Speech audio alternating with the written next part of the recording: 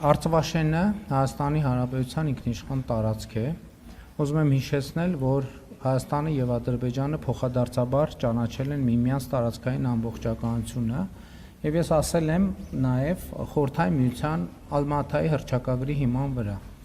Ես ուզում եմ մենք մոդելավորենք այսպիսի մի իրավիճակ, ասենք այն պահը, երբ որ սահմանազատման արդյունքում Արցվաշենը վերադառնում է Հայաստանի Հանրապետության վերահսկողության ներքո եւ մենք գնում ենք տեսնում, որ այնտեղ կառուցվել է մեծ մզկիթ, ասենք 2016 թվականին։ Մեր ռեակցիան ինչ պետք է մենք անենք։ Եվ օրինակ այդ մզկիթի տարածքի հետ կապված օրինակ Հայաստանի քաղաքացիներ կան,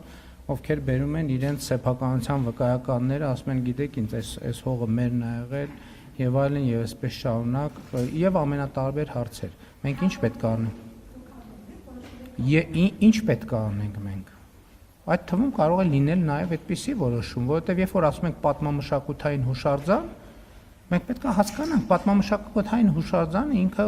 որոշակի կրիտերիաներով եւ կատեգորիաներով անցնող հուշարձան է։ Եվ ելի ուզում եմ ասել, որ եկեք չմոռանանք, որ կոնկրետ Արցվաշենի օրինակն եմ բերում, որովհետև կարող է պարզվել այդ պահին, որ ամբողջ Արցվաշենի տարածքում պատմամշակութային հուշարձաններ են, այսինքն մենք ինչ ենք անել։ Ձեր նշած պատմամշակութային հուշարձաններն են։ Ես համաձայն չեմ, որ այդպես է։ Համաձայն չեմ, որ այդպես է, որովհետև այդ թվում մի բանի մասին խոսելիս պետք է ամբողջական խոսել։ Եվ դուք ասում եք, ինչ Հայաստանը երբ է ինչ արել, ես